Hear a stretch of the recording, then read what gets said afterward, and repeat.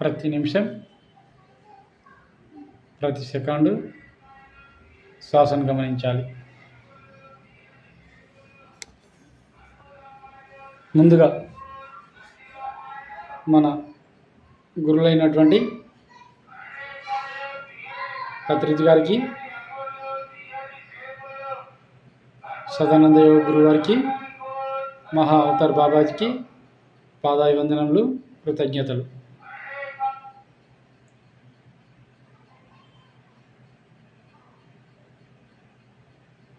శ్వాసను గమనించాలి. ప్రతి నిమిషం ప్రతి సెకండు శ్వాసను గమనించాలి.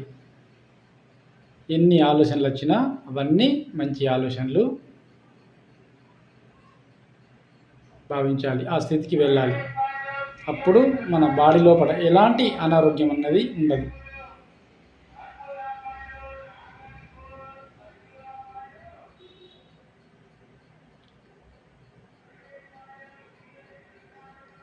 తలపై నుండి అరికాల దాకా గమనించాలి.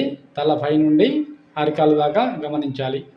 మన బాడీలో ఎటువంటి నొప్పులు ఉన్నవి, ఎటువంటి రోగాలు ఉన్నవి, ఎటువంటి సమస్యలు ఉన్నాయి, అవి మొక్కల నొప్పి కావచ్చు, నడుము నొప్పి కావచ్చు, కాళ్ళ గుంజుడే కావచ్చు, రకరకాలు ఉంటాయి.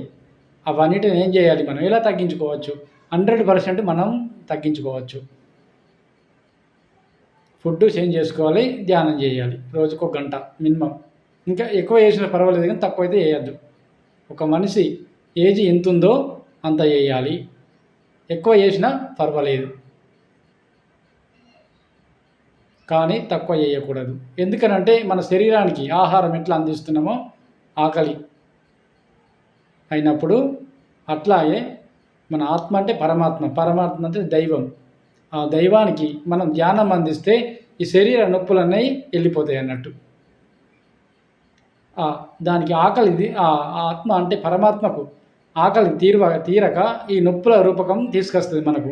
అంటే గుర్తు చేస్తుంది అన్నట్టు, నాకు ఆకలి అవుతుంది, నువ్వు ధ్యానం చెయ్యు అని నొప్పుల ద్వారా తెలియజేయడం జరుగుతుంది. మనం ఏం చేస్తున్నాం? అలా చేయడం లేదు. అంటే గుర్తుకు తెచ్చుకోవడం లేదన్నట్టు మనం. ఎందుకంటే మనకు తెలియక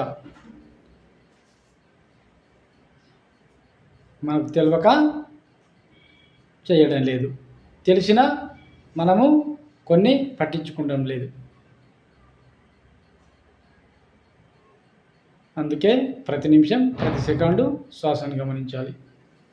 ఎన్ని ఆలోచనలు వచ్చినా అవన్నీ మంచి ఆలోచనలు.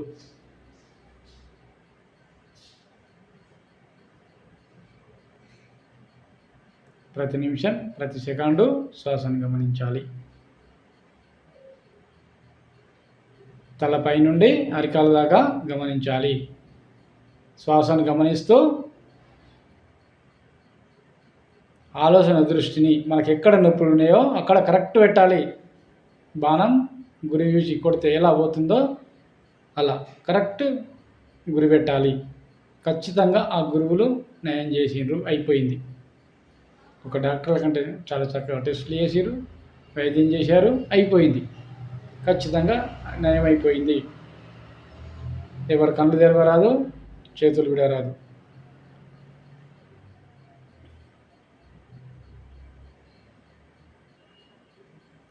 ప్రతి నిమిషం ప్రతి సెకండు శ్వాసను గమనించాలి.